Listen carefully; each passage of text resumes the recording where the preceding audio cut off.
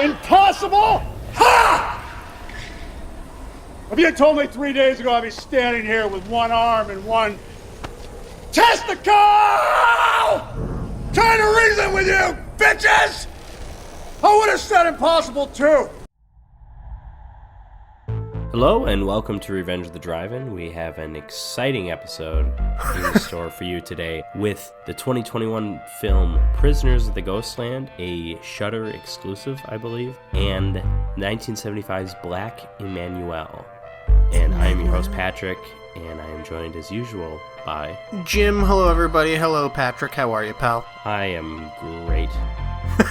So full disclosure, this is our second time recording. I just moved recently, which is part of the reason why we haven't had a steady stream of episodes in, but we recorded and the echo was too bad in my place. So we're re-recording, and I'm going to pretend to laugh at all the terrible jokes that I still pretended to laugh at last time Jim made them. Okay, so we are starting off with Prisoners of the Ghostland, starring Nicolas Cage. I didn't point that out earlier, but yes, Nicolas Cage, the reigning star of our last season. He was in, 3 movies that we did, and we've got him back now. This is our 4th Nick Cage feature. He's swiftly rising in the ranks. Well, I was going to say, he might be in the most... I know we've got at least 4 Vincent Price movies. Oh, okay. I don't know if we ever got a 5th one, though. Well, he's certainly up there, you're right. And how many Connerys have we done? Because we did The Rock, and then how many Bond movies have we done? Like 5? I don't think we've done... Well, yeah, I think we've done 4 Bond movies, so I think we've done 5 Connery, which makes him the king, as it were. Damn right he is, baby. Jim, why don't you get us started here? Okay, Prisoners of the Ghostland. Terrible name. I keep on wanting to call it I don't know Ghost if it's a terrible name. I don't know what I would call this movie. You know, confusing? Well, sure. Yeah, no, it's a weird movie. First of all, let's start off listed as a horror film, a horror western, and I got to disagree. It's not a horror movie, and that's not a complaint. I'm all for that, you know, for non-horror movies. I mean, we're talking about Black Emanuelle, of course. But although some of the Black Emanuelle sequels are, like, bordering on horror. There's, when Joe D'Amato gets involved, there are snuff film elements. In one of them, Emanuelle has to investigate a snuff film. And then, obviously, there are Italian movies. There's animals getting...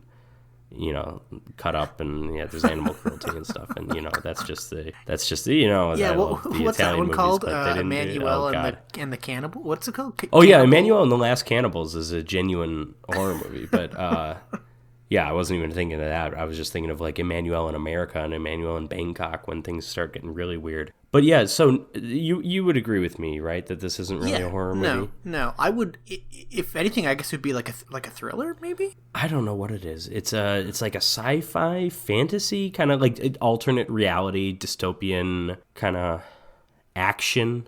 Well, I do want to say I think the reason this is considered a horror movie, and this goes into the Shudder part of it, is that this movie, I don't think it ever got like a wide release. It showed at some film festivals, I think Sundance even, and people didn't know how to market it clearly because it's a weird movie and it's not really a horror movie, but it's violence. There's blood. It's like if you slap horror on it, like you'll get some weirdos to watch it. You throw it on Shudder, and I think that's the reasoning here. And I can't say I blame them. But I was misled a little bit, I guess. And, not to the point of, like, I'm angry at the movie. I'm angry at the movie for other reasons. Yeah, well, let's get into some of those reasons. But before we do that, let's talk about who's actually in this movie. Nick Cage, as we mentioned, he's the star. Then we have Sofia Boutella. Yeah. I think she made her first silver screen debut in Kingsman? What's it called? Kingsman? The Kingsman? Yeah, I don't know if that's her first movie, but you were saying last time that was kind of what put her out there at any rate. And I know she did the Gaspar Noé film Climax. She did, of course, Atomic Blonde, which is awesome. She, of course, did the Tom Cruise Mummy, which is awesome. For different reasons. No, yeah, that movie's terrible. That's not even like an enjoyable bad. It's just bad. It's just... I gotta say, Sofia Boutella, her background, as far as I know, is in dance. And so, like, Climax is a movie all about dancers doing drugs and whatever. I don't really like it. And then Atomic Blonde, they kind of do something with like her sex scenes in that movie where it's like super flexible and stuff like that. And it's like, okay, so that's like her kind of, I think even in The Kingsman. Yeah, Isn't she doing that was like her weird, shtick. like, She had yeah. like fake legs and she jumped around and kind of danced around. Yeah, a lot, that's yeah. dance-fought. So like, why you put her in this movie and not let her do what she's good at? Because I don't know. No, she's not a bad actress, but she's not like a great actress. No, well, this role doesn't showcase her talents, which we'll touch on later. There's also Bill Moseley. I'm not super familiar with Bill Moseley, but I know he's been in a bunch of horror movies, right? I am quite familiar with Bill Moseley. I've got a love-hate relationship. Well, not even really a love-hate relationship. I think he's a talented actor. I think he's a good character actor, who's primarily done horror movies, finally got his chance to shine with the Rob Zombie movies, and he's outstanding in them. He's as one of the Firefly family in the Firefly trilogy with the House of 1,000 Corpses. I almost said the Dead Poet Society for some reason. Devil's Rejects and Three from Hell. He's like awesome in those. And he's also in Texas Chainsaw Massacre 2 is kind of what put him on the radar, and I don't care for him in that movie, but interesting story. He got that role in Texas Chainsaw Massacre 2. It's made by Tobe Hooper, but it's kind of a parody of the first movie. I don't really care much for it personally, but he got that role because he I don't know if he did like a short film or something, but he filmed himself doing like an impression of the hitchhiker from the original. Hey, that's great, honey. We should celebrate with some head cheese. Oh. And somehow Tobe Hooper had seen that and said he was like just perfect. And then it's like, okay, I'll make him a member of the family. And he's not the hitchhiker because the hitchhiker gets run over with an 18-wheeler in that movie. But he's a talented guy, really annoying voice. I always forget about that because I want him to have a much deeper voice, whether it's in this movie or even in the Devil's Rejects. He's like kind of has this like wimpy, whiny voice, and I just kind of wish it were different because he's like plays big, scary, intimidating villains. But good actor. He plays a main villain in this, and you're right, he is kind of whiny. Yeah, I don't know if it's his voice. I don't know if it's his accent. I looked him up. He's from Connecticut. Connecticut's smack dab in the middle of Massachusetts. Boston and New York, two of the most obnoxious accents in the world. So, maybe he's got his own thing going. I don't know. We also have a Japanese actor who plays a character named Yasujiro. His name is Tak Sakaguchi. He's big in Japan. That's all I can say. So was the director, at least up to a point. Yeah, and you and I have both butchered this guy's name in our last recording, so I'm going to butcher it this time for the both of us. Sion Sono? Do you know you're butchering it? Because that could easily be right? I don't know. It could be right, but I feel like I'm butchering it.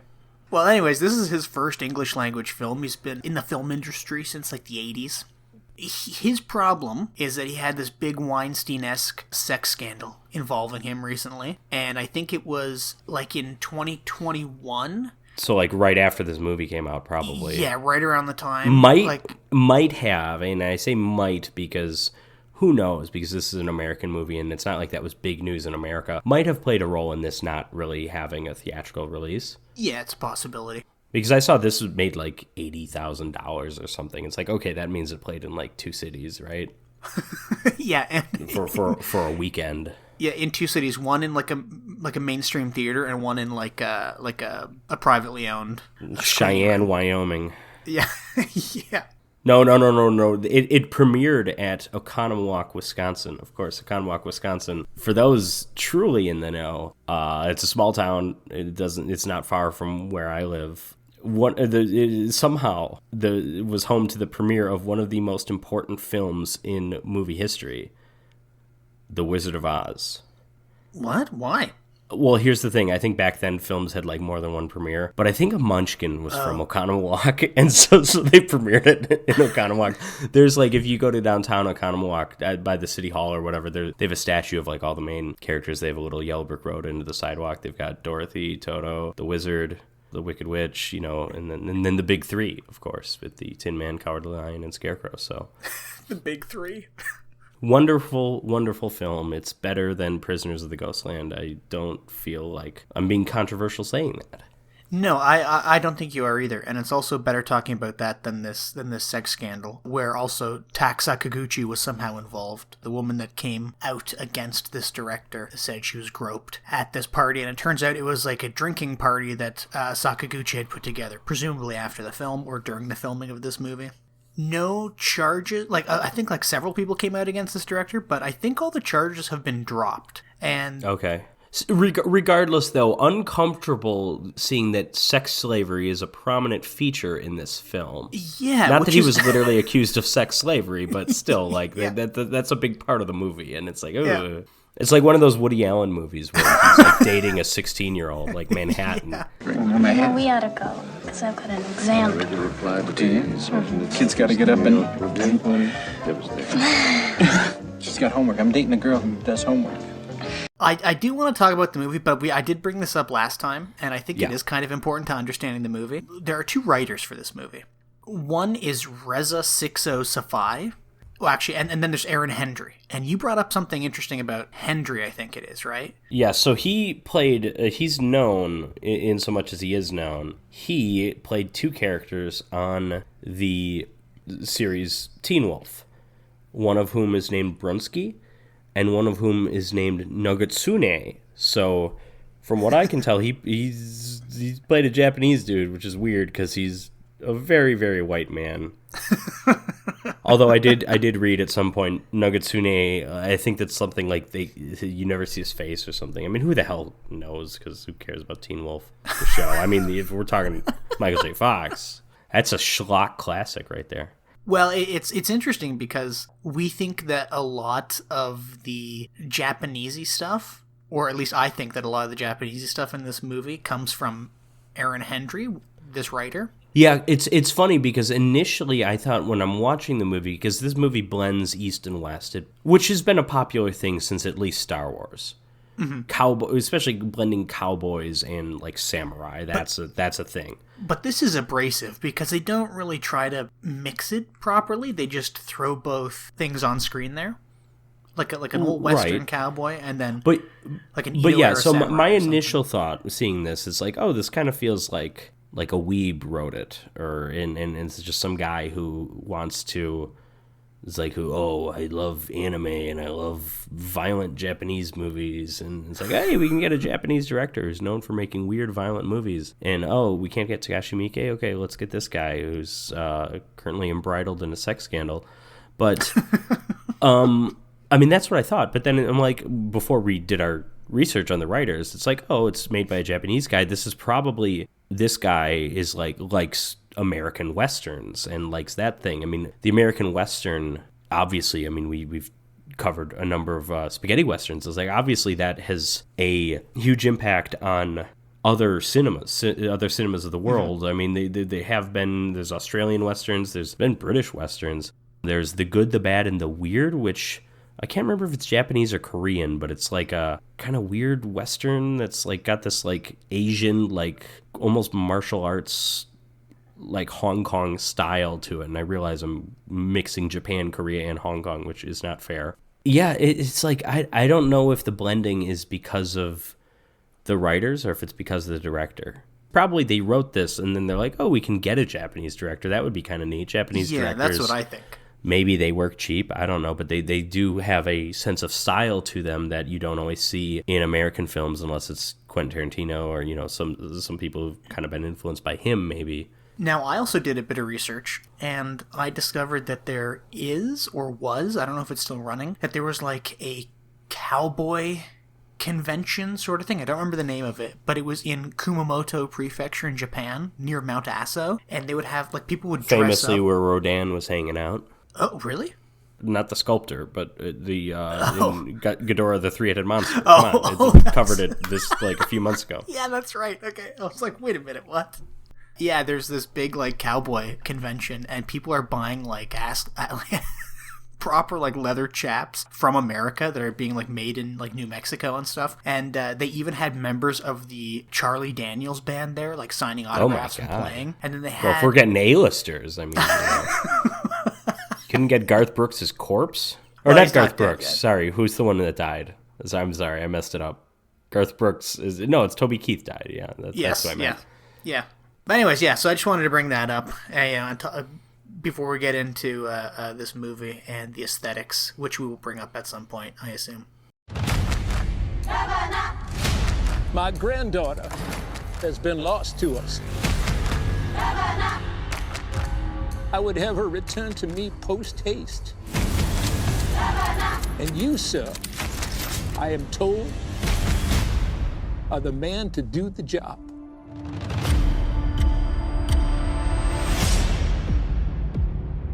Each arm is equipped with an explosive device. Your trousers are also equipped with explosives. Really? So, Patrick, this movie, the first 10 minutes are pretty confusing. It opens with Nick Cage and his partner robbing a bank. We later learn that everybody in the bank was killed, but we don't see Nick Cage doing it. It cuts when the partner, whose name we later learn is Psycho, Yeah. is about to shoot a little kid who's just like offering him a gumball. He's offering him a gumball with guns pointed at him. Like, I guess they don't. Japan, so obsessed with nuclear weapons, they don't teach you, hey, if someone's pointing a gun at you, don't offer them gumballs. Yeah, because you will get shot in the gut. Well, and then we cut to a woman named Bernice, who's played by Sophia what's her name, Butella? Yeah. She is escaping this kind of like Japanese-looking compound that we later learn is like a pleasure district in this cowboy samurai town. Neat sets all around in this like a downtown area or whatever of this. Yeah, they call it Samurai Town, which creative name, but whatever. Well, and and it's really beautiful because I think we kind of brought this up at the end of our last recording, but they use lots of neon lights. They use a very kind of like traditional Japanese architectural style, but then they have like an old Western cowboy jail. And now ignoring the cowboy jail for a moment, just referring to the neon lights, this is the RLJE Films look, if you ask me, because this is an RLJE Films release, which they also did Mandy. A lot of their movies are just kind of bathed in this neon, and I don't really know why, other than maybe it just looks kind of neat. Maybe that's it must be a relatively cheap look to attain, because I've seen a lot of low budget movies capture it pretty well. But I'm going to say it's instantly appealing. I mean, it's probably done better in bigger budgeted movies. Like I mentioned Atomic Blonde earlier, that has kind of that stuff. Not so much the red, but it has like this very neon blue. Well, yeah, but Mandy's not a super big budget movie. But you are right. A lot of things in this movie do look pretty, but it's only this town. Everything else was filmed either at fucking dumps, like city dumps, or in a field somewhere next to some bricks. Once they get out of this town. Yeah, but that's also like, I understand it's not as aesthetically pleasing, but that's also the point, because this is a town. This is, again, alternate reality. This is a Japan, or a part of Japan, that has had a nuclear accident that has ravaged everywhere around this town. This town is still relatively thriving, but everything around it is the Ghostland. It's a wasteland. It's Mad Max, basically. Yeah, it's Mad. This movie's Mad Max meets cowboys and samurai. And so we're kind of introduced to that plot line of this nuclear explosion gradually. But cutting back to Bernice, her and these two other women escape Samurai Town. They hop in a car, drive off, and then we see that Bernice has been captured. Right after that, we are reintroduced to Nick Cage, who's been imprisoned for his bank robbery. And he's in this Old West cowboy jail that is in the same town. And this is where we meet Bill Moseley. He is the governor of this town. That's his name, the governor. And he's got this kind of accent and a white suit. He walks around, white cowboy hat, suit, shoes. Yeah, I got to say, he's got the look of like, that is formal dress in like certain parts of like the South or the Southwest in the U.S. Like that's, I like that. He's got that look down. I know. Bolo tie, white cowboy hat, perfect. White outfit entirely. So this is where the whole story of the movie comes together, the plot, because the governor... It's escape from New York, but we've got to save... He calls her his granddaughter, which is what he uses to refer to all of his sex slaves. He's got like a harem of sex slaves. We don't know at this point that she's a sex slave. And Nicolas Cage, we were discussing this last time, might never know that she's a sex slave? Yeah, I don't think it's ever brought up. I don't think she ever mentions it. She's pretty nonverbal for a portion of this movie. Mm-hmm. So it's not brought up there. But yeah, so it's Escape from New York, except he's got like an explosive collar. He's got explosives tied up in like, what, 3 places, right? He's got his nuts, his arms, and his neck. So the governor says, I need you to get my daughter for me, and you got to wear this suit. If you get turned on by my granddaughter, the explosives at your nuts will explode. And only one at a time. So he can, get caught out twice. He says, if you're too violent with my granddaughter, the explosives on your arms will explode. And if you try to take the suit off, or you run out of time, because this is a timed thing, the explosives at your neck will explode. So Nick Cage goes, okay, cool. And the governor gives him this car to escape in, and Nick Cage makes this silly display of not wanting to take the car. He's doing like burnouts in the middle of the town, and then gets out of the car and takes a kid's bike and rides away. Oh, and something he does in the scene really impresses, was it Sakaguchi or whatever, right? The Bill Moseley's bodyguard. Yasujiro. Yeah, he does. What does he do? Do you remember? Or is it just like his defiance? Attitude? I don't remember. Oh, it's the car thing, right? Like he spins the car. Is it the car thing? And then Yasujiro brings him the car. And Nick Cage is like, I don't have much time, do I? And then he drives away. But as he leaves the town, he is immediately knocked out by a bunch of crazy, scarred, like burn victim, nuclear Holocaust Mad survivor Max samurai. Characters. Yeah, Mad Max guys. And then he is woken up next to this like burning schoolhouse. And then he's brought to the Ghostland by the Rat Man and his rat clan. This all sounds way more fun than it is. Yeah. And although these guys are like barely villains, though, they're just like kind of there. They're almost like fake villains. So, well, yeah, I mean, because it's obvious that the governor's the real villain. Well, I'm going to keep using this word immediately because that's kind of what happens in this movie. So immediately after Nick Cage is brought to... Also how soon I'd like to finish talking about... Okay, listen. Well, let me get through it. Immediately, Nick Cage finds Bernice in the Ghostland. She is in like this semi-catatonic, nonverbal state from... She's also in a mannequin. Yeah. That's the big thing. It reminds me of at the end of Ghostbusters when they have to dig Louis Tully out of like a casing of the yeah, exactly. That's what it reminded me of. Yeah. Somebody turn on the lights.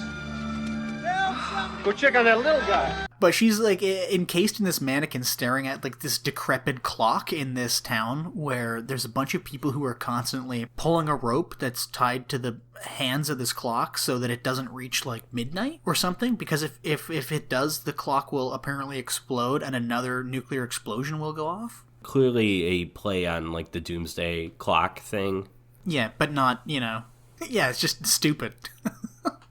So Nick Cage takes mannequin Bernice and he throws her on this cart. He's like, okay, I'm walking you back to my car and we're going back to Samurai Town. Then they get to the car and he's taking the mannequin suit off of her and he kind of like starts joking. He's like, oh yeah, take it off. And then I guess he actually does get too aroused and the suit blows up one of his testicles. Well, and here's the thing: is the testicle bomb, is that voice activated, or did it genuinely feel boner him activated? Getting an erection? Yes, that's the question. Yeah, I bet it's boner activated. That's probably the first time you've seen a woman in a while. He immediately passes out again, and actually, there's a dream sequence here, right? There's like a flashback dream sequence of him and his partner in this robbery, and his partner. Also, we haven't said what his name is. Nick Cage. Hero. Yeah. And they're doing a man with no name kind of thing, I think, like the Old West. Like, that's not his real name. That's just like what he's called. Like, it's a Billy the Kid that's what kind the of people thing. call him. Exactly, even though he's not a hero, but he kind of becomes the hero, but also doesn't really, because he didn't even fight the governor in the end. Spoilers. It's a bunch of other people that take out the governor. He just kills a bunch of Japanese people and cowboys. Well, when Nick Cage wakes up, he is harassed by all of these burn victim... By Sion Sono? People, yeah. Yeah, he's touched very inappropriately. By all these burn victim people. And I think he passes out again, right? Like because he starts fighting them off, and the explosive in his arm goes off because he's being too rough. So he passes out again. He wanders back into into Ghostland when he wakes up. and Bernice is back there already, and he convinces Ratman and his Rat Clan to fix up a bunch of vehicles so that Nick Cage, Bernice, and a bunch of townspeople can escape the Ghostland and head into Samurai Town. And that's what we think is going to happen. That's the way I think it's set up, right? Yeah, more or less. And then you kind of realize that these nuclear samurai are actually prisoners, because there's a quick little like interlude where they explain that the nuclear explosion that devastated the place went off because like a truck carrying nuclear waste and a prison bus collided, and all the nuclear waste, a la Ninja Turtles, seeped through the prison bus and got all these prisoners infected, and then seeped into the earth and caused a nuclear reactor to explode. And Psycho, Nick Cage's old partner, is like the head of all these played by Nick victims. Cassavetes, the son of actor and director John Cassavetes, who was a very respected director, probably best known to just a casual film person as the husband in Rosemary's Baby, one of the most terrible, horrible human beings in motion picture history. Oh. So Psycho is Rosemary's Baby, is what I'm saying. Okay, good. That's good to know. It makes sense. It does make sense, actually, yeah. Are we getting to the point where we actually meet Psycho again? Yeah, like yeah. When he reemerges? Well, okay, yeah. Well, first off, you meet him throughout all these dream because he sequences. looks like Deadpool, burn scar thing going on. A little Freddy Krueger, a little Richard Lynch. Yeah. Little Deadpool. So everybody's trying to leave this town, right? Or again, that's what we think. And then they're stopped by Psycho and his irradiated gang. And you think, they're not gonna, like, they're gonna have to fight them or something. And then Psycho just says, "Hey, Nick Cage, remember me? I'm your partner. Look what's happened to me. You kind of did this." And then Nick Cage was like, "I didn't really do this." And he's like, "No, he had right. absolutely nothing to do with it." Yeah, and he's like, "Oh, you're right. Well, you need to go to Samurai Town and take out the governor, because he's making life a living hell for all of us somehow, even though a nuclear disaster actually made life a living hell for everybody." And also, even though they're living outside the jurisdiction of the governor. Listen, I'm not saying the governor is this secretly nice guy, but I don't understand. But he's not. He doesn't have a direct impact on all these people's lives. Right. Yeah. But then the best part of this scene is Psycho then kind of like lifts his hands up, like his arms up in the air, and then like a nuclear explosion goes off somewhere. And you're like, did he do that? Does he have superpowers? Did he get superpowers from radiation? And it's just a visual too. It doesn't do anything. It doesn't affect anything. No. It doesn't do anything? It was one of the more frustrating aspects of the movie. This was like, this is a neat visual. This might as well be a dream sequence. Yeah, exactly. Which we kind of skipped over a bunch of dream sequences, but it's just kind of the same thing over and over again. It's Nick Cage remembering details of the bank robbery and Psycho killing everybody. And he also remembers, it turns out, that Bernice's mom was shot in the chaos of the bank robbery. And that is what caused her to be kind of like adopted by the governor and become one of his sex slaves. So it's kind of Nick Cage's fault, I guess. Or more so Psycho's fault. Yeah. There's also, in this harem of ladies, there's this weird granddaughter named Susie, who doesn't seem to be, like, mentally all there. She really misses Bernice, and she really wants Bernice back. But that's okay, because she's coming back, because Nick Cage and Bernice and all these townspeople, it's just Nick Cage and Bernice. For some reason, all those cars that the Rat Man made did not come into play. And just Nick Cage and Bernice show up to Samurai Town to take on the governor and all of his goons. And as soon as they show up, all hell breaks loose, because Susie hops on like a Gatling gun and just starts mowing down cowboys and samurai left and right until she's shot like a couple times in the chest. And this is the part of the movie where that Japanese aesthetic really, I think, adds a lot of enjoyment for me, because there's like a lot of fight scenes between Nick Cage and cowboys with this cool Japanesey backdrop. Well, what about Nick Cage being in the fight scenes? Oh, I did notice every cool bit of hand-to-hand combat that Nick Cage is in is curiously shot from behind. Now, I'm not saying for sure that he's a stunt double. I'm just saying he's getting up there. He just turned 60, so he's about 57, 58 when they're doing this. you know, what are the odds it's actually him? Well, you're right. Slim to none. Not saying it looks bad, but like it's not him. No, it doesn't look bad. Like, it's noticeable. Is that like the original Star Trek where they like hold on shots and it's like the stuntman for Kirk is like 50 pounds lighter and has a goatee or something, where it's like you can clearly, it's not that bad. Those are the worst. Yeah, or they cut to like a close up of like Captain Kirk from behind, and you can tell like the skin tone is like 5 shades darker. Like it's like a black man that they've got to stand in for him. They get Ricardo Montalban to play Kirk. Yeah. I request nothing beyond the thickly cushioned luxury of seats available even in soft Corinthian leather. But all these cool fight scenes with this Japanese backdrop is really pretty, actually. I liked these scenes. I liked especially like the shootout when he's shooting up these cowboys and they're falling from balconies all of that's and awesome. stuff. There's a really cool shot of him. I think he's just killed a bunch of cowboys, and then like the sniper cowboy takes a pot shot at Nick Cage and misses, and then Nick Cage runs over, like slides through the dirt, grabs a body, and like lands under this sniper who's like on a building, and the guy shoots the body, and he rolls out and just shoots the sniper. And also, could off. we have gotten Nick Cage to wear something other than a football helmet? It just looks silly. Oh, that's right. I forgot about the football Give him helmet. a motorcycle helmet. Like, it's just like a football helmet with a broken face mask. And it's like, that looks like... Yeah, that's his... It doesn't look cool. Why wasn't there like a cool piece of like samurai armor laying around, Yeah, something. Like a cool samurai mask. And then everything could have been done by the stuntman. But it's really cool. And then there's also... There's also Bernice and Susie kind of working together to get the governor. Bernice saves Susie because she's bleeding out. And she's like, you're going to be okay. She doesn't actually like bandage her up. She just says, you're going to be okay. You were just shot twice in the chest. You're fine. And Bernice starts chasing the governor. But while all that's going on, Yasujiro, it looks like he's going to come up and kill Susie and Bernice, but he doesn't. Instead, he turns on all these samurai that were going to chop them down. So he starts fighting with a bunch of samurai in the street, which is really, really neat. At some point, Bernice chases the governor into his house, into his harem house, where all of his ladies leave him. And it's kind of a funny scene where he runs back home, he's calling for all of his ladies, and they're all packing up, they're all just like stealing things out of his house. And he's like, girls, where are you going? And they're like, oh, fuck you, governor, we thought you were cool, we thought there was going to be a statue of you in this town, we're out of here, you're a loser. And then Bernice catches up with him, and just like shoots him, I think like 4 times in the chest, then once in the head, right? And that's the end of the governor. Awesome squibs, by the way. This movie excels in squibs and blood spurts, whether it's a sword going through someone's neck or something.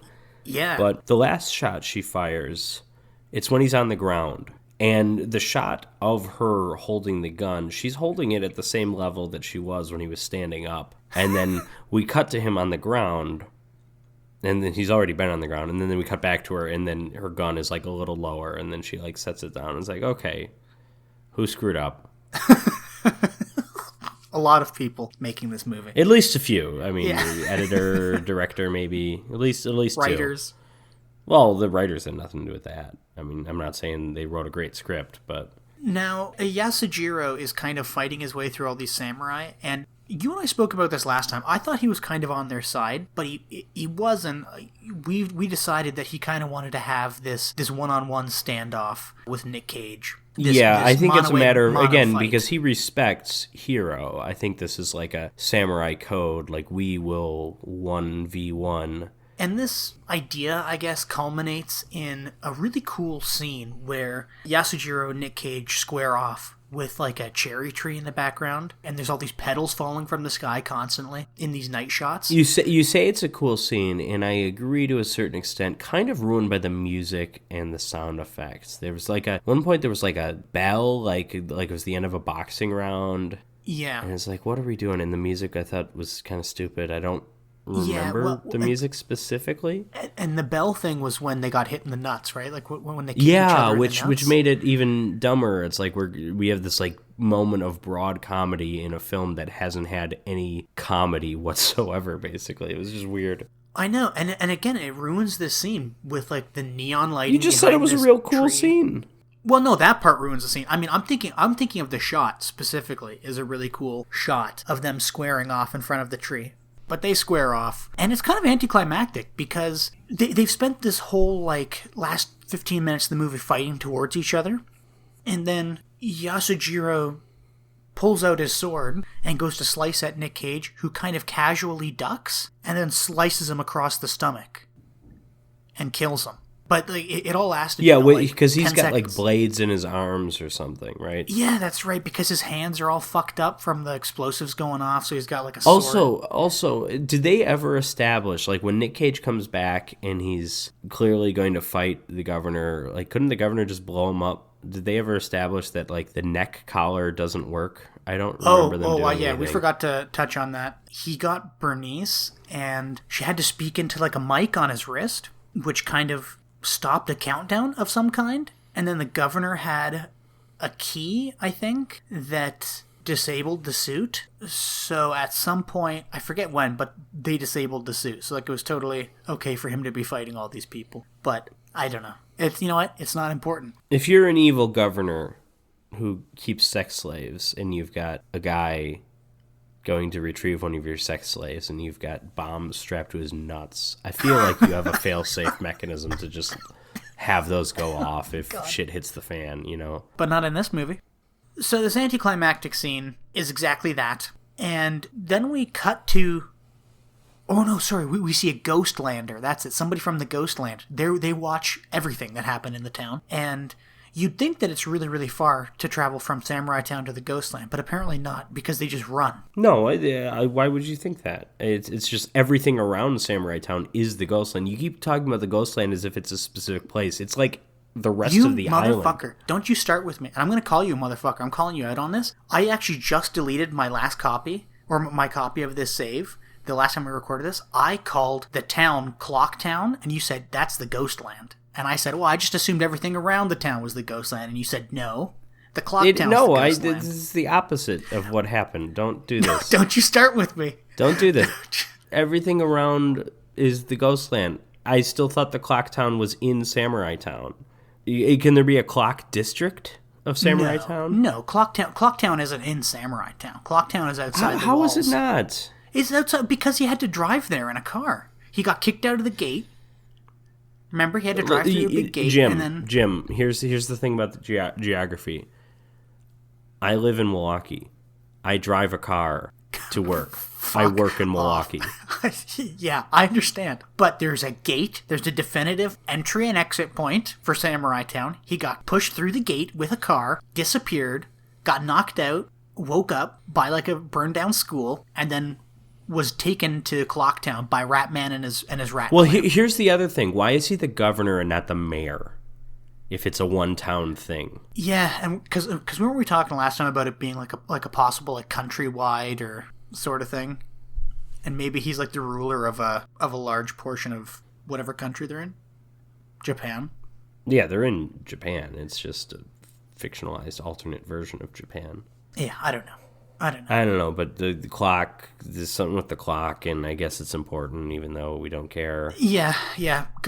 Person runs back. Everybody at the clock who's been holding onto the hands, they're like, you can let go, the governor's dead. And they're like, hey! And they let go, and the clock's hands move past 12, and then the clock explodes and falls over, and people are cheering. And then it cuts back to Cage and Bernice and Susie, and they're walking down a street in Samurai Town. And Nick Cage says, Samurai Town will be a beautiful place one day. And then the movie ends, and that's it. And he talks like Jigsaw for some reason. I want to play a game at Samurai Town. So that's it. That's the movie. Patrick, what are your thoughts? I found it very difficult to get into this movie, and I didn't expect that going in, and I think it's the raised expectations of Nick Cage's recent / still maybe still going on hot streak. This is the Cage Renaissance. This is Mandy, Pig, the Unbearable Weight of Massive Talent. Like, he's made some good movies lately, and I don't think this is one of them. I don't think it's, to the level of like the average Nick Cage movie, or like even in this hot streak, he's made stinkers. Yeah. This isn't necessarily a stinker, but it's not at that same level as the other films that we've seen.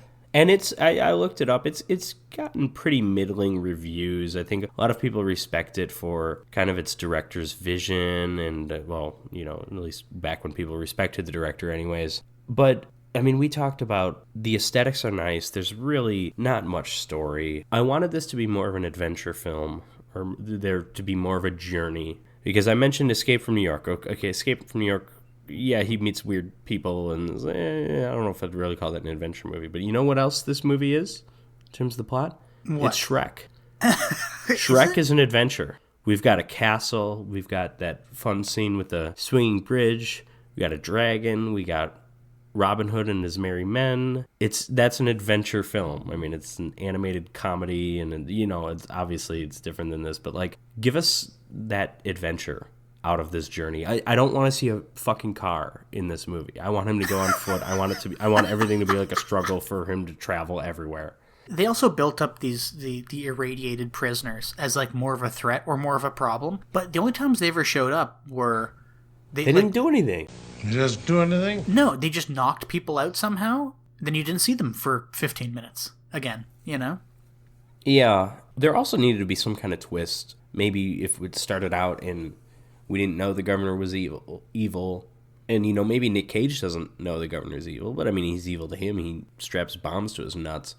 But, like, and then, like, halfway through, once he saves Sofia Boutella, then he learns that he's keeping all these sex slaves. And he's, like, this evil, corrupt government official. Then it's like, oh, that could be interesting. But no. I'm trying to think of all the ways that they could have made this movie better, of which I'm sure there are plenty of ways. But that would have been one of them, to kind of hold all that information back from the audience. But again, like, I don't even think Nick Cage really knew about his harem. Yeah, that's interesting. That's worth noting. And the only thing that Nick Cage has against the governor is that he made him wear this suit that took out one of his nuts and one of his arms. Which is fair. Significant. But all the people of the world talk about the governor being this like evil, corrupt world leader. But he doesn't seem to have an effect on anybody's lives outside of Samurai Town. You know, I just don't know what's happening, or is there, or maybe all the people were kicked out of Samurai Town. Is that it, maybe?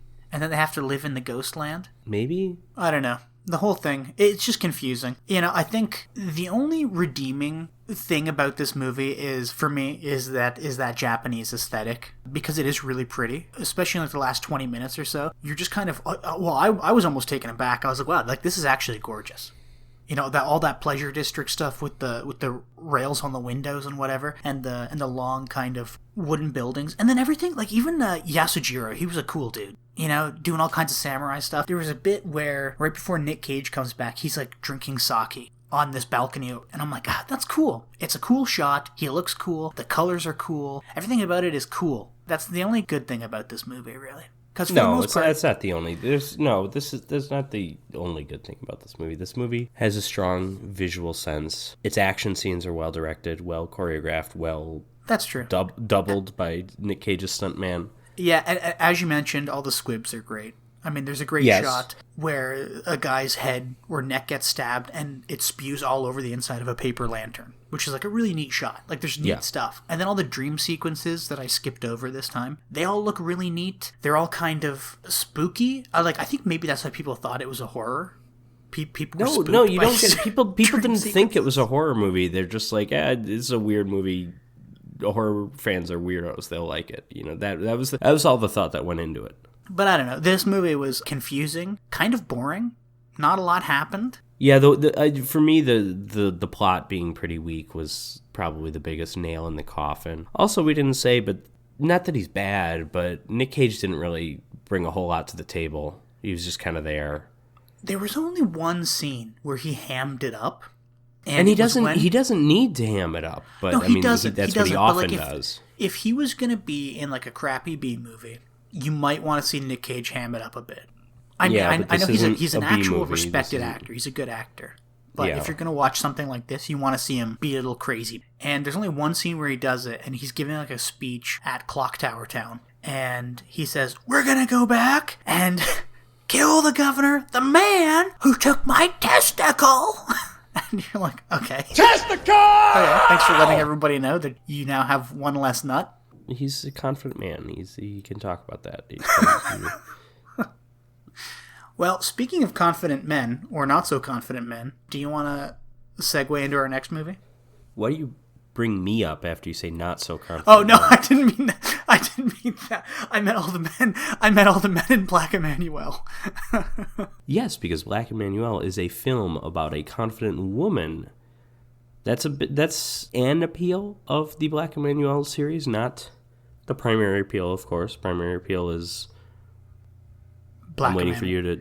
Oh. Yeah, Laura Gemser and sex. Sorry, hold on. Say it again, but we're going to leave all this in. No, that's fine. Okay. Black Emanuelle. Yeah, the music is another thing. But one of the appeals of Black Emanuelle is that Black Emanuelle is I keep saying Black Emanuelle. They don't call her Black Emanuelle. That's just yeah, they did. That's just how they. Hey, Black Emanuelle, get over here. That's just the movie. In fact, Emanuelle isn't even her name. It's like a professional name. Yeah, what is it? May Jordan? May Jordan. But she's like a go-getter professional woman. She's a young professional who is navigating femininity and professionalism and eroticism in through the course of all of these movies. Presumably all of them. I am yet to see all of them. But here, Jim, let me tell you what they all are. Because I happen to have... Yeah. The Sensual World of Black Emanuelle box set from Severin Films. So on disc 1, we have Black Emanuelle and Black Emanuelle 2. Black Emanuelle 2 is noteworthy because it's the only Black Emanuelle film, to my knowledge, to star a black woman. Because Laura Gemser, of course, is Thai, I think, and lived in like Belgium and the Netherlands. And yeah, she's not black at any rate. Disc 2, this is where it gets really exciting because this is where we get Italian exploitation auteur Joe D'Amato, Emanuelle in Bangkok, and Emanuelle in America. Then Disc 3, Emanuelle Around the World, Emanuelle and the Last Cannibals, of course.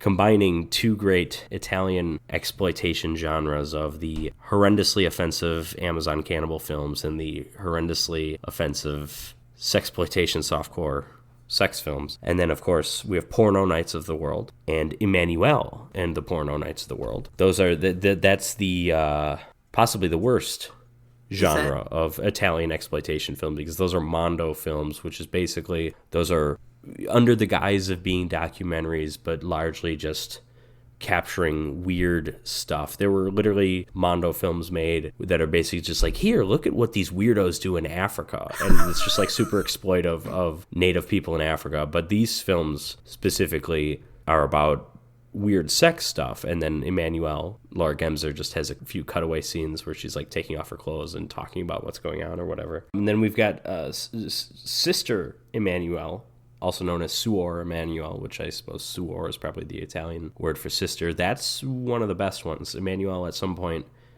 joins a nunnery.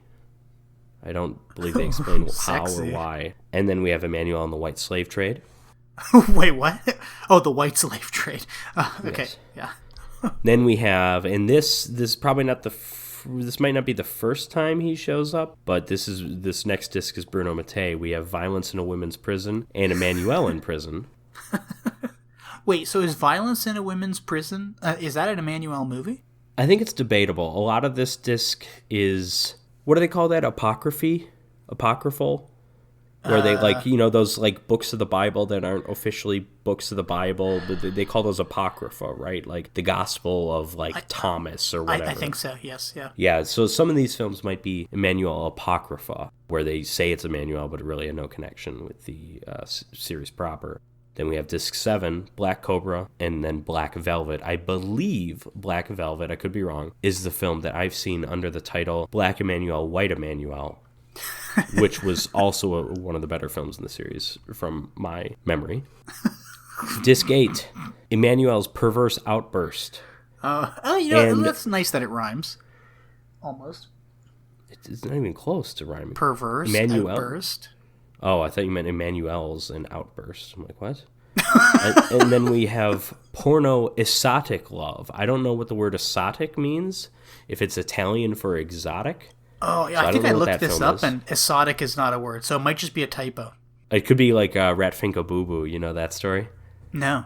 One of the great classic schlock, no-budget exploitation movies, Rat Fink a Boo Boo. It was supposed to be Rat Fink and Boo Boo, but someone who printed the poster screwed up, and then they just rolled with it. Oh. I love that movie. That movie's amazing. Then we have Divine Emanuelle and Fanatico, When the Goddess Calls. Then we have Emanuelle, Queen of the Desert. I like that name. And then this is where we're definitely, well, at least one of these is Emanuelle Apocrypha, because we have Amore Libero, aka Free Love, and that is actually a film made before Black Emanuelle that Laura Gemser starred in, where she was just billed as Emanuelle or the real Emanuelle or something like that. And obviously we're doing one M Emanuelle. This is the Italian Emanuelle, the French, the original, the real Emanuelle, not the fake real Emanuelle, is 2 M's. How many real Emanuelles are there? I think that's up for debate because there were 4 starring Sylvia Christel, and they kept making them. I don't know if those are truly official films because Emanuelle 5 stars Monique Gabriel. I've seen that film even though I didn't have subtitles, so I have seen that movie kind of. And I think they made at least up to like Emanuelle 7. I think there's like 4 official ones, and then there's like some that were kind of connected but not really. Then, of course, we have Emanuelle, a woman from a hot country, which we know from this film she's from the United States, so it's hot on occasion, depending where you are. Oh, shit. Then we have, and I'm going to go out on a limb and say these are Apocrypha, we have Black Deep Throat. Ew. And we have Porno Nights of the World number 2. Is that like... is actually the 3rd Porno Nights of the World film because we had Porno Nights of the World and we had Emanuelle and the Porno Nights of the World. So it's like Godzilla versus Mechagodzilla, where there's like 3. There's like Godzilla versus there's like Terror of Mechagodzilla and Godzilla versus Mechagodzilla.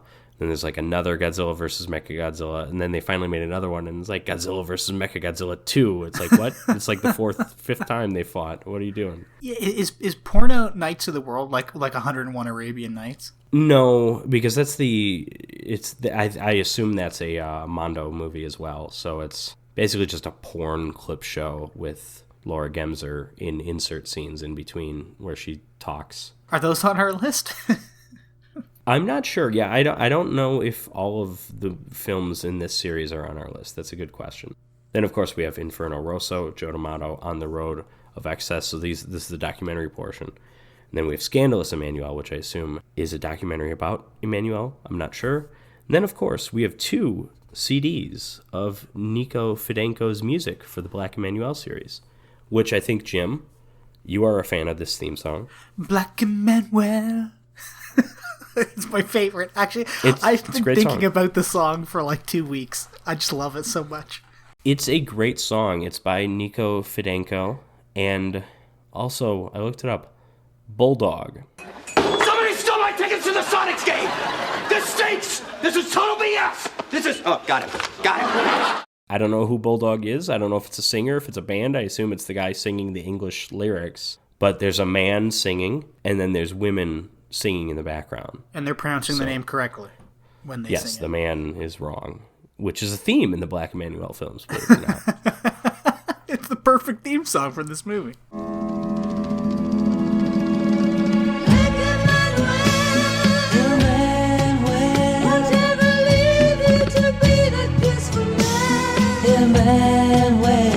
So, Black Emanuelle is from 1975, directed by Albert Thomas. That's what he would have you believe, at any rate. It's directed by Bitto Albertini.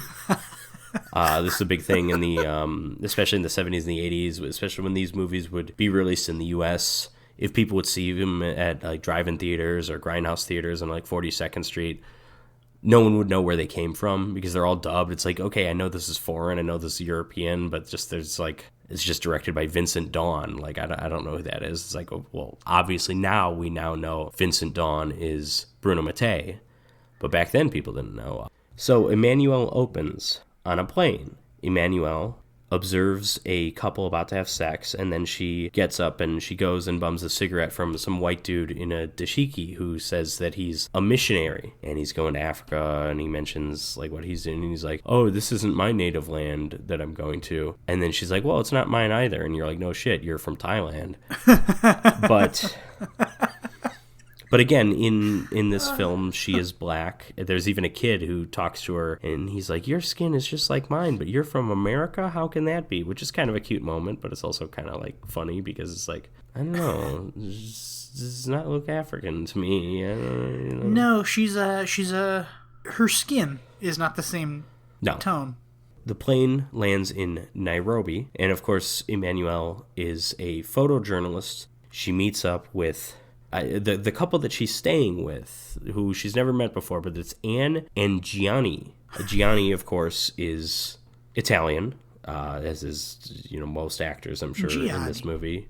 But he's a little creepy pervert. And Anne, beautiful woman, but she's got the little pixie cut, short hair. It's not doing it for her in this movie. No, yeah, she could look better. But she goes to stay with them. Is Gianni a diplomat or something? We don't know. I don't think it's ever been I don't think it's ever really touched on. But they're wealthy white people living in Nairobi. Oh yeah, they're colonizers. They're doing because they've got tennis courts, the biggest pool I've ever seen, honestly, and they like to hold all kinds of parties and stuff. With other white people. Yeah, with other white people. And then the black people can work there, but they can't attend the parties. Well, there are some black academicians in attendance. Yes, there's the there's the professor Kamau.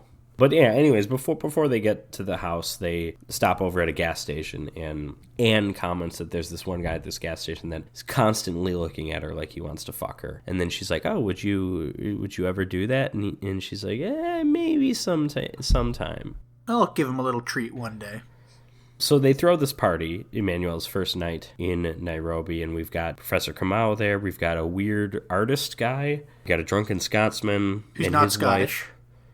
No, he is Scottish. The actor is. They say in the movie, he's not Scottish. The only thing Scottish about him is the scotch that he drinks. That's a joke.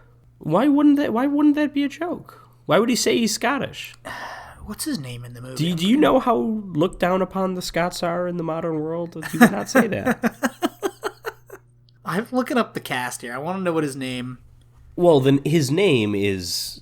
Well, his character name. Gabriella Tinty.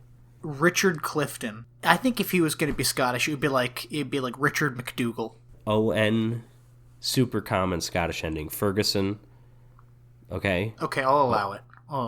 So Gabriella Tinty at this time was not married to Laura Gemser, but eventually married her, and they continued to make Black Emanuelle films over and over and over again while they were married. So interesting to note, because it's like, okay, the Black Emanuelle films, they're these like horribly exploitive movies, and it's like, okay, but like Laura Gemser kept doing them, and I think she had a really good relationship, especially with director Joe D'Amato, who directed a lot of them, not directing this one, obviously. I don't know if she was like truly into the movies, but I think she just like really liked making the movies with her husband, and it's just like, yeah, this was fun for her. It does seem like she got something out of this. It wasn't just like, yeah, I guess I'll show my tits kind of thing. It didn't appear to be something like that.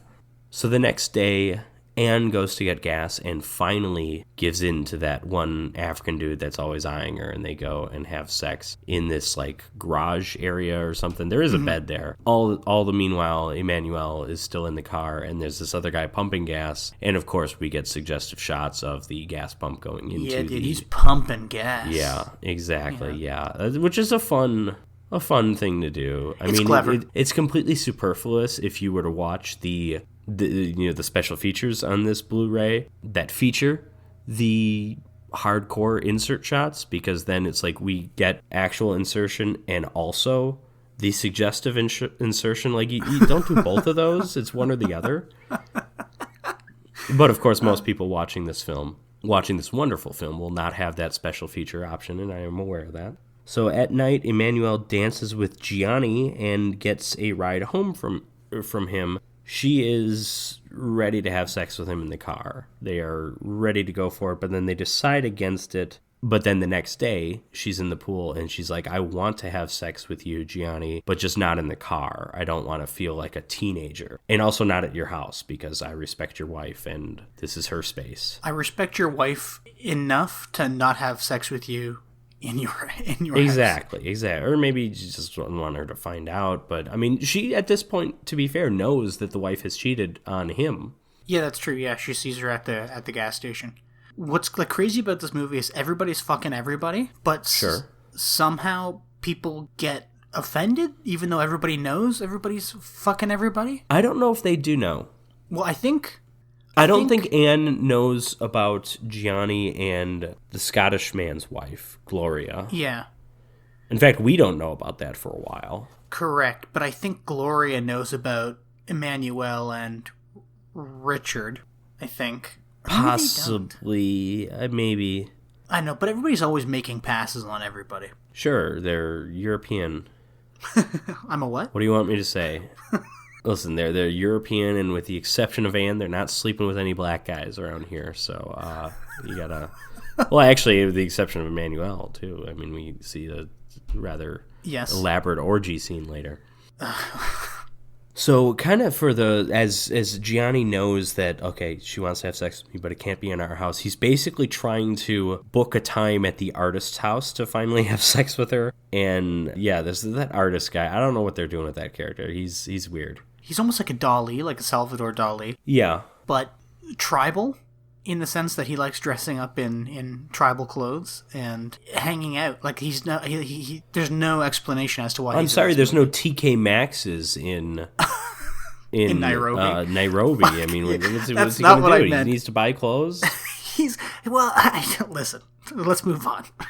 So Emanuelle's here in Africa on some kind of... She works for a magazine, and she's going to Kenya for 2 weeks or whatever to work, and we finally see her work. It's very rare that she does in this film. But she goes to photograph some old ruins with all of her new friends, and Professor Kamau is like introducing the ruins, and then she goes and has sex with Gianni, or no, not Gianni, sorry, Richard, her actual eventual husband, Gabriella Tinti. Mm-hmm. But Gianni finds her, and he's jealous because at this point he knows she wants to have sex with him, and she's just going ahead and having sex with this drunken Scotsman. At the beginning of the movie when they're at the party, I thought they hooked up the night of the party.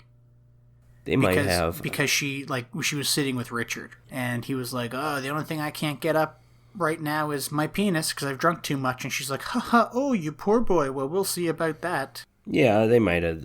But we don't see it, though. No, but Gianni does.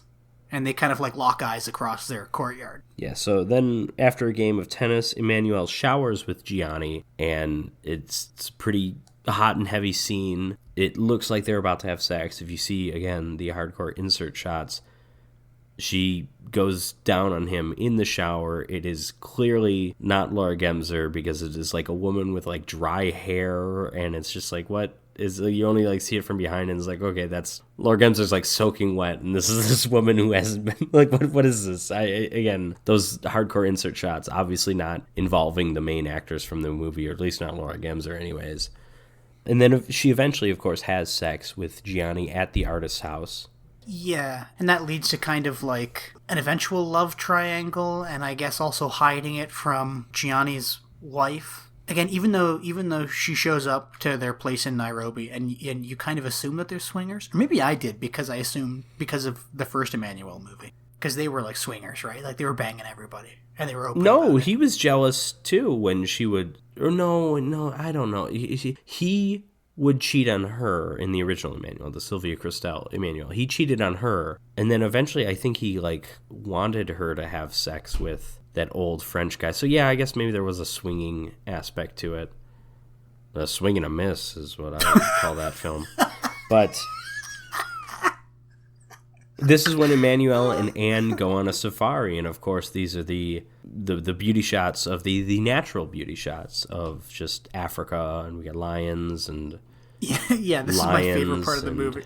Yeah, because that's the thing with movies like this. A lot of it might be stock footage, but it's like they are trying to do like a travelogue thing. They're trying to lie to you and say that they're making more than just a sex film. when in reality they're making a sex film. I mean, but here's the thing: they are making a sex film with like character, and I mean, it's not like a porno. It is a film with a plot and with characters and with good performances, I would say, from Laura Gemser at least. But it's like also like, yeah, but come see lions and zebras. Don't you want to see elephants too, and the natural splendor of Africa? Exactly. and don't you want to see Laura Gemser fuck a bunch of white guys in Africa? Like, who doesn't want to see that? And then a bunch of black guys in Africa? And white girls. And yeah, because this is... Emanuelle starts photographing Anne. Anne takes off her clothes, and it, like, looks like they're about to have sex. They don't until, of course, they're developing the photos, and then they really get it on. And then later that night is when Anne is showing the photos to Gianni, and then they have sex. And this is the scene when Emanuelle dreams or imagines herself running around in the African bush being chased by some tribal dude and then having sex with him. And then so she kind of starts masturbating. Then she gets up naked, of course, wanders outside into the courtyard, and then sees the two of them, her two hosts, having sex, and starts imagining herself in there. And there's actually a really neat shot with her, like, her back to the wall, like right next to the window, and as she's there just kind of yearning, we then see it's also her in bed with Gianni. So it's actually really neat composition and a neat little effect here. Yeah, like it is actually interesting, I will say. For a neat porno shot. Movie. It's a neat shot. That Albert Thomas, I mean, that Bito Albertini. So at some point, the next day, 2 days later, I don't know, Gianni gets an angry phone call from Gloria, the Scotsman's wife, who is upset because they're having an affair and he hasn't been wanting to see her recently because of this new plaything in Emanuelle. But Emanuelle also picks up the phone and overhears it, and this completely transforms her opinion of Gianni. And then she's eventually rude to him, and she leaves. And she just gets she gets a ride from just some random guy who doesn't even speak English. And then he goes to follow her and then stumbles upon them having sex at the side of the road. And while she's doing that, she like makes eye contact with him and is telling the guy to fuck me harder and stuff. It's like, okay, this is personal. It's one of the most... This is revenge sex. It is. It is so aggressive that it's actually very off-putting. But you know what's weird, though, about all this? Because I was thinking about this. Gianni, at this point in the movie, he clearly has feelings for her. Yeah. And he kind of lies to Gloria on the phone. And I'm surprised that Emanuelle doesn't pick up on it, or Gianni is just like, hey, I lied to her. I don't really care about her anymore. I like you. I love you, but that conversation never happens because Emanuelle just takes off and starts banging dudes. Or that she's bright enough to realize that, okay, maybe that is true, and he actually has feelings for Emanuelle, and that's what puts her off. She doesn't want a man who has feelings for her. Like, who's this random dude giving her a ride? Yeah, well then, but then later... Emanuelle's almost kind of like sorry, and she apologizes to Gianni, right? She's like, "Oh, I'm sorry, that isn't me. I don't know what happened. That really isn't me. And I do like you." And but that's when she has sex with black guys. It's different. Well, I guess this guy's a black guy too. Gives her a ride. I'm getting in the mindset of the Italian filmmaker. Italian exploitation films, in particular, incredibly racist. I mean, you have the entire genre of Amazon cannibal films, which are horrifically offensive for many, many, many reasons, including obviously the depiction of South Americans, also the random and needless animal killings. Yeah, listen, yeah, absolutely. It's Italian films in the 70s were wild, fucking racist, and wild and sexy and disturbing, and sometimes all in one. That was Joe D'Amato's thing. Joe D'Amato would make these Black Emanuelle movies. He'd make these movies and it's like, okay, let's get some fucking perverts into the theater who want to jerk off to Laura Gemser, and then let's also cut a chicken's head off. Like, let's just like shock them. Like, that was his thing. Because I think, to Joe D'Amato anyways, the true exploitation auteur that he is, he's just like, I just want to give people something they don't expect. I just want to like disturb them while they're getting turned on, and do you think that's what makes some of those weird Black Emanuelle's sequel is so special, but also like disturbing and off-putting, and I get why not a lot of people would want to watch them. So the gang goes on another escapade. They go to like a nature preserve, and this is where Emanuelle and Gianni kind of have a bit of a heart-to-heart, and this is where it's made clear that Gianni absolutely has feelings for her. And then they stay at this like all-inclusive resort kind of thing. There's a beach. Emanuelle and Gianni are out on a boat. She falls off the boat. She can't swim, so he goes and saves her, then brings her back, and of course, giving her mouth to mouth. Anne, over on the beach, sees it through binoculars and thinks it looks like something else, which I believe it is something else for him. But I mean, it's also literally him kind of saving her life. But so now she's got a lot of doubts. She didn't really have a whole lot of reasons to think there was anything going on before this. Oh, also, we didn't mention, I don't remember exactly when this happened, but Emanuelle goes to Gloria's house and has sex with her as well. While she's having sex with her, then 2 African workers who are watching go and have sex. Yeah, their sex is so sexy, so powerfully sexy, that it forces other people in the vicinity to have sex. You say that jokingly, but that is kind of Emanuelle's power in these movies. I mean, it's like a fantasy thing. It's like she's so irresistible. It's like impossible for a human mind to comprehend how sexual this woman is, that you just like don't know what to do. Like even when she's not having sex, it's just like you see her and it's like, oh my God, like I need that. Like Anne and Gloria are both presumably straight women, but when they encounter this eternal beauty, they have to surrender to it, Yeah, I never thought of that. You're right. Even just Anne being around Emanuelle, suddenly, yeah, I guess I'll go fuck that gas station attendant. She didn't even see Emanuelle having sex. I never really saw this movie from that perspective. Yeah, because you're dumb. That's what this movie's all about. That's what the Black Emanuelle series is all about. That's why they made 16 discs out of this box set. Listen, I am dumb, but I thought it was just, attractive, gorgeous woman shows up and has sex with other people, and, she's so gorgeous that people want to have sex with her. But I didn't think she was possibly, affecting the world around her. No, I think she's just, like, so stunning that she has that effect. And again, this isn't like I don't think we have like a real world parallel or anything, but that this is just, she's so sexual, she's so sexually liberated that she liberates others around her. So during this little trip that everyone's taking, they eventually go to some like untouched tribe basically, and of course Professor Kamau is like taking them there. This is when they run into that kid who's like, oh, you look just like me, but you're from America, even though I speak English perfectly. Because I'm dubbed by an American child. They go to this tribe, and they've got some kind of, like, drug alcohol thing that they're, like, drinking. And Emanuelle is just hitting that thing like crazy. She's just, yeah. And then she's so kind of taken away that she just gets up, starts dancing with the tribe's people, and takes off all her clothes, and basically just gets railed one by one.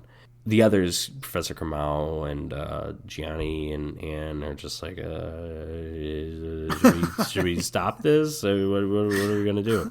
Later on, this is the scene you were talking about. She has this conversation with Gianni, and she's like, that wasn't me. I am sexual, but I do not need drugs to get me to experience sex, to get me to experience pleasure. So I don't think it's so much that wasn't me because I had sex, or I just kind of surrendered myself, but that wasn't me because I just wasn't in the right headspace. And it's like, I might have done that anyways, but it just would have been on my terms and not that drug thing that I was taking. Yeah, and that makes more sense in reference to the end of the movie. Yes, so everyone's getting ready to go climb Kilimanjaro, but then Emanuelle doesn't want to, and neither does Gianni, so they kind of stay back and have sex by a waterfall. And then later on, Emanuelle just leaves without saying goodbye. She packs her stuff, she goes, gets on a train, and then the next day everyone's like, oh, where did she go? And then Gianni is like panicking. And then while he's like packing all this stuff and he's going to chase after her, Anne is telling him, like, yo, this marriage is over, dude. Take whatever the hell you want in the divorce. Like, this, you're clearly not in love with me. I can't do this anymore. Yeah, and he doesn't care. He's throwing everything away. And it's also kind of weird because she's so apologetic, too. Like, it's kind of sad. She's like, I'm sorry I wasn't a better wife. I'm sorry I didn't pleasure you more. I'm sorry for this. I'm sorry for that. And it's like, it's not really her fault. It's all Emanuelle's fault. And Gianni's. Right? No, I would say, I mean, there's some blame, obviously, on Emanuelle. But yeah, it is Gianni's fault. She seduced him, if you will, but he was fully a willing participant every step of the way. Yeah, he is just like, he is desperate for her from the start, really. Yeah. And so Emanuelle gets on the train. She almost gets raped by, like, a sports team. Field hockey players. Yeah, field hockey, yes. They're like she just boards this train. She's in a cabin. Nothing but these, like, 16 sweaty young men. And they're, like, about to rape her, and she kind of stops them. And then they eventually kind of all fall asleep. And they fall asleep in, like, comical positions because there's not enough room. And she just wakes up and starts having sex with one of them. And then they all start waking up, and then they all start having sex with her.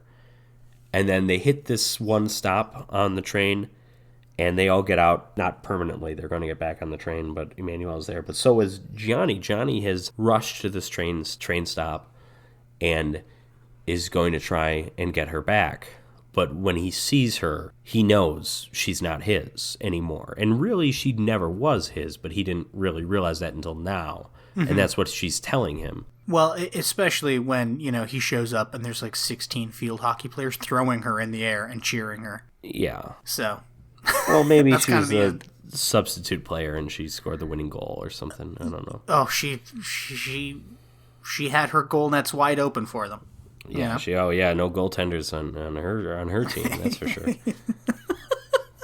This is where they shoot the scene really interestingly because as she's talking to him, she has kind of like a monologue saying she'll never be his. And as she's doing this, they kind of shoot it like she's in like a black backdrop where she's just kind of like walking around other people. Yeah, and she's wearing that green dress from earlier in the movie. Yeah, and I don't necessarily know why they shot this way, but I like it. I think this whole scene is like really dramatic, and to me this hits home the message of the movie, even when to the point where the message might not have been clear at all before this. But the message is that Gianni has seen something in her that wasn't there.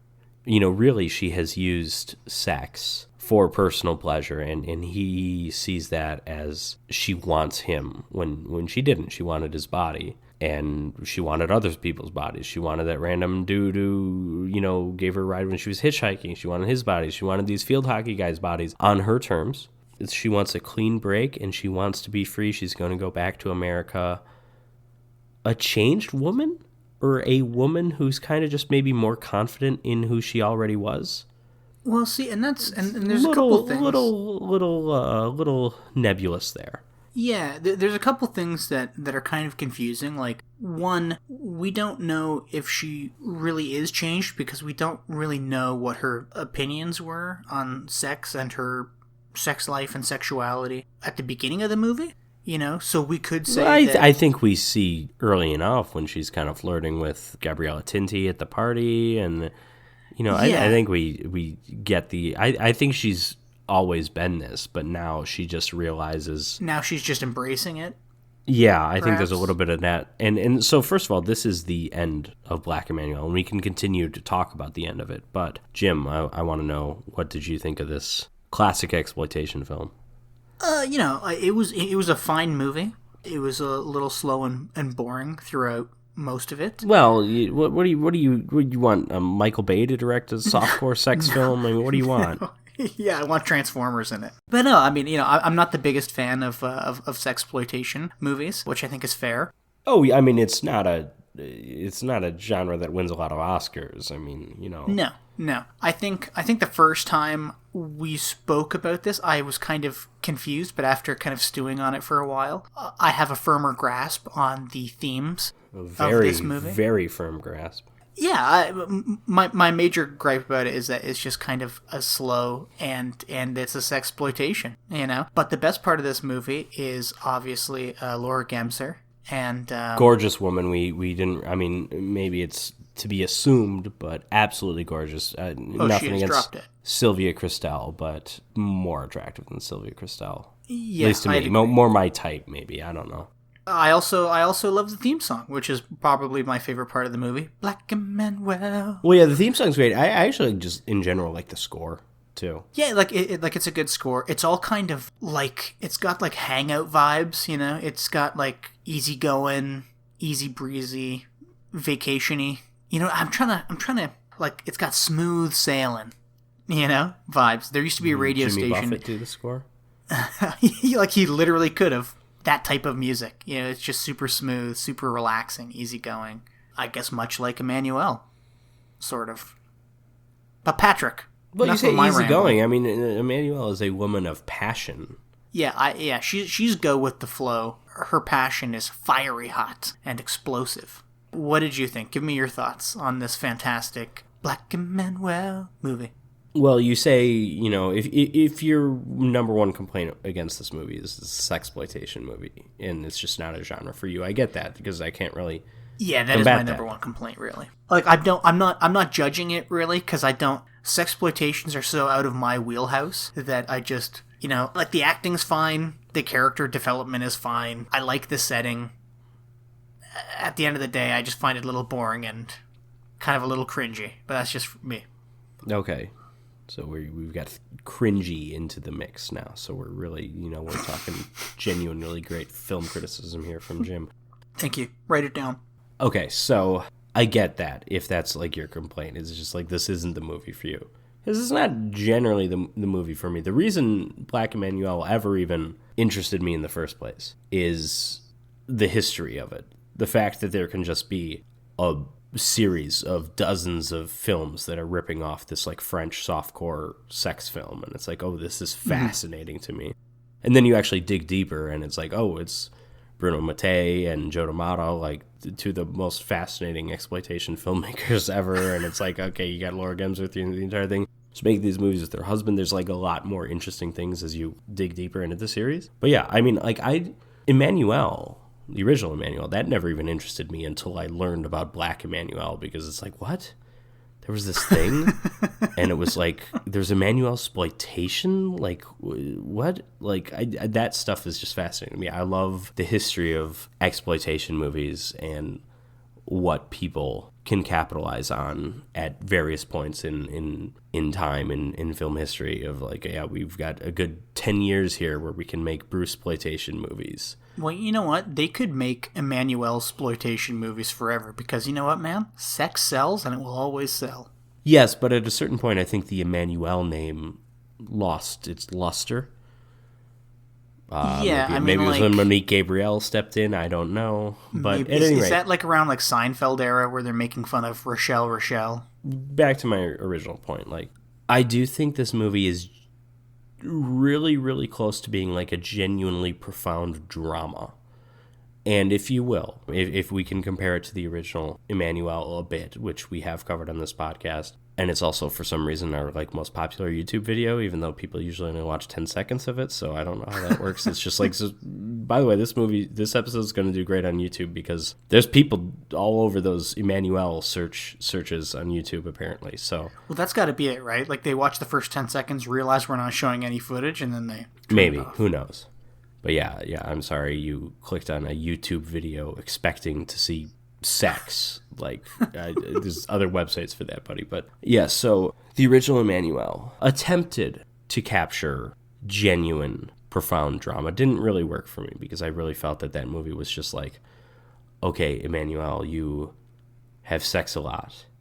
But you need to learn to fully give into sex, and only then, once you have sex with this like kickboxer dude, can you truly become a sexual being. And it's like, oh yeah, but wasn't she already like in the opening scene even? Like I don't know. I didn't get it. It didn't work for me in the original Emanuelle. I'm not saying it fully works here in Black Emanuelle, but it comes closer. I feel like I understand the Black Emanuelle character more. And maybe some of that's the Laura Gemser performance. I don't really know. But I feel I do think the filmmaking's part of it, because I think that last scene at the train stop is like almost powerful. Almost. Mm-hmm. No, I mean, I agree. That ending is, I think, very important to the movie. It raises a lot of questions. I guess you could say it elevates the movie as a whole in that, that last 5-minute ending or whatever. But yeah, but I mean, it really makes the whole movie come together, though. That this is a movie... it does, yeah. Like it ties it up with a nice little bow. Yeah, this is a movie that is about this free human being, Black Emanuelle. Again, that's not her name, Emanuelle, with one M, who is the object of every person's affection, and no person can truly have her because they can't connect with her because they don't want the same things as her. Now, what does she want? She wants sex, obviously, but she wants sex as almost like a spiritual experience, I think. And the others just want sex to get their rocks off. I think that's kind of part of it. I think Gianni is this jealous playboy. And now you might say, okay, well, doesn't Emanuelle get jealous when she hears about Gloria?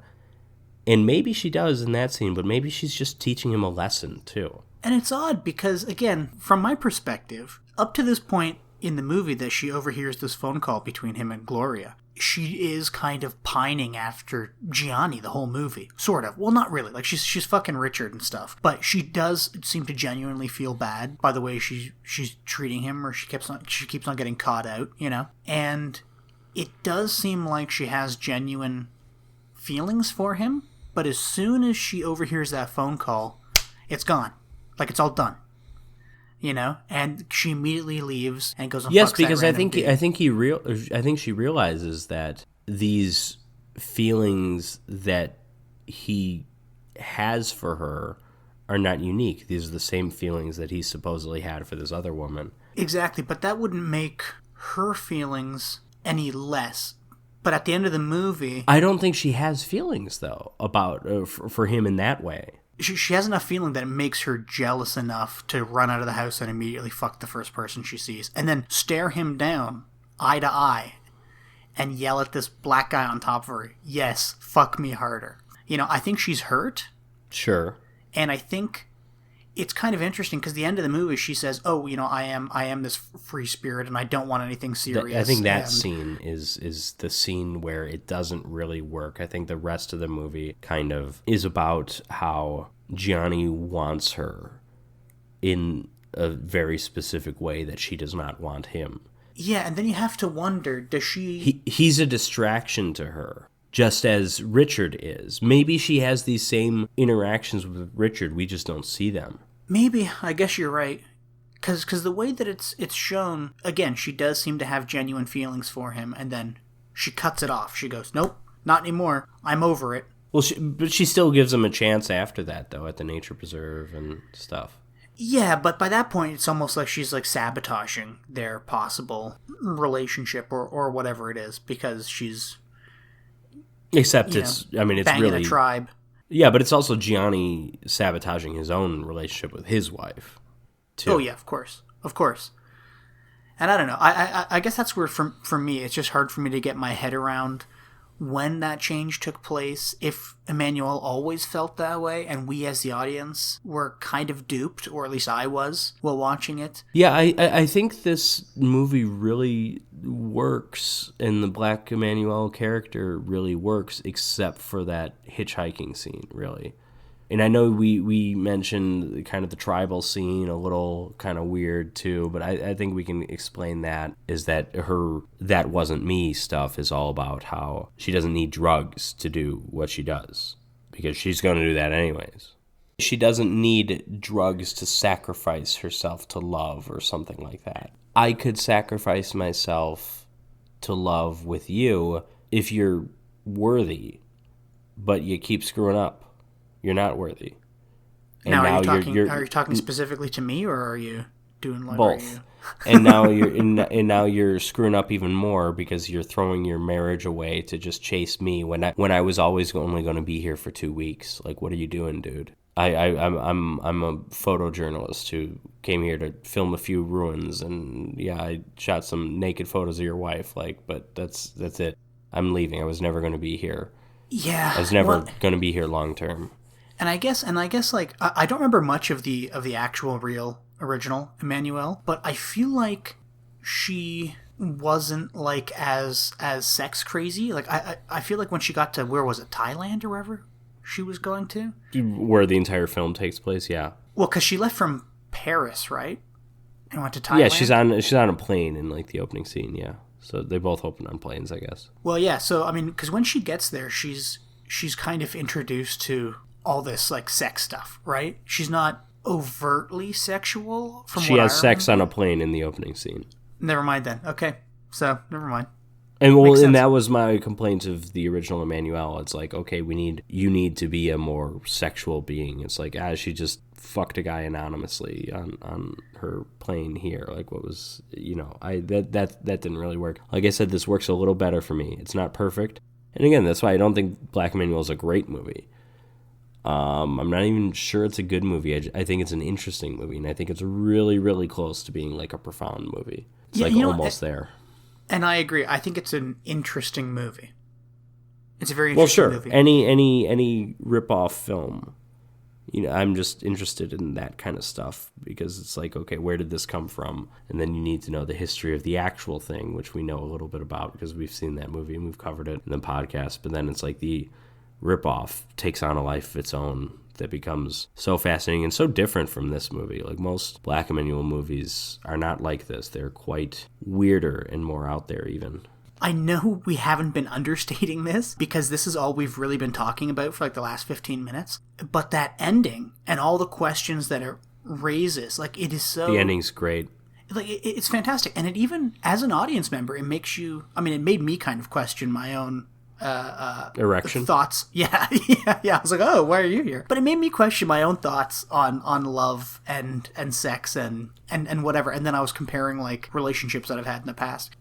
I think there's something so deep and profound in that last scene that really is interesting.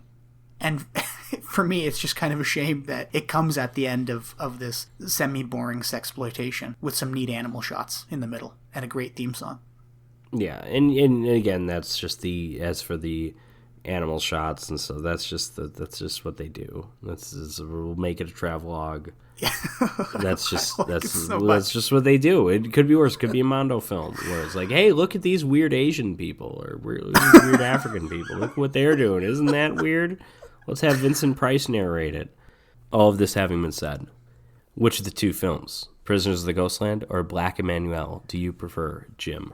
I'd literally have to go with Prisoners of the Ghostland, and it's just because I'm not a big fan of sexploitation. And okay. I guess I like the Japanese aesthetics of Prisoners of the Ghostland more than the tribal Africa stuff. Okay. How about you, Patrick? Well, I'll fully admit I had a little bit of a different experience with Black Emanuelle than you did because I'm watching it on Blu-ray, and I mean the film looks gorgeous. Not just Laura Gemser, obviously, but like everything just looks awesome. You get the great bonus features, which I think.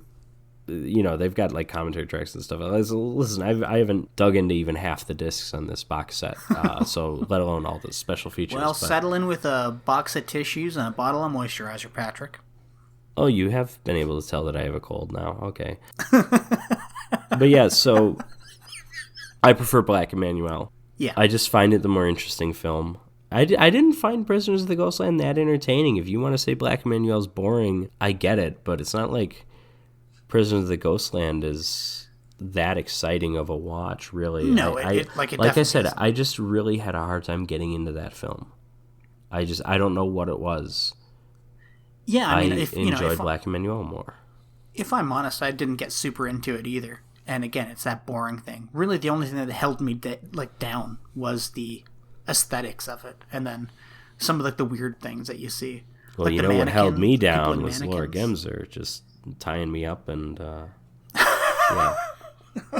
Okay. But yeah, how do you think this works as a drive-in double feature? These two movies together?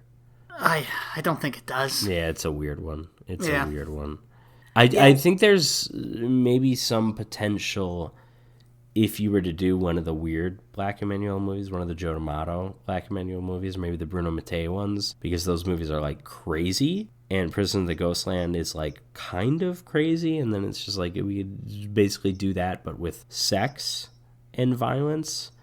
But here, no, there's no violence in Black Emanuelle. It's just It's just sex, and it's just lions. Well, and I'm trying to even think of like a Nick Cage movie that would go well with Black Emanuelle, and I can't really think of any because I'm trying to. Oh, yeah, I mean, he's only made a few movies, Okay.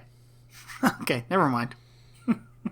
Okay, so Jim, thank you for joining me for this second recording of this episode. No, and thank here you. is what we're going to be doing next time. And Jim already knows this, if he remembers anyways, because we talked about this the first time we recorded it. But our next two our next two movies in our next episode are the Chuck Norris martial arts film, Good Guys Wear Black. And we have the first of a surprisingly high amount of Japanese Ring sequels called, in English, called Spiral, also known as Rosin.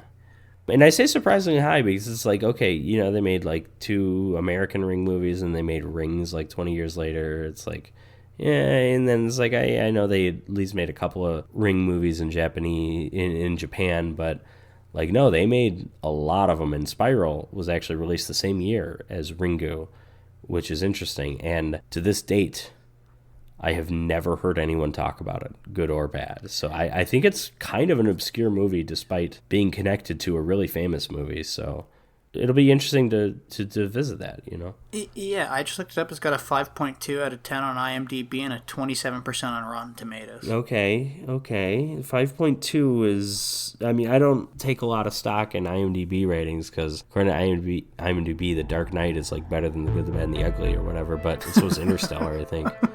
But 5.2 is like, that might be like what Dr. Alien has. I don't know. And listen, I mean, Dr. Alien is underrated, obviously, but like 5.2 is not a good IMDb rating.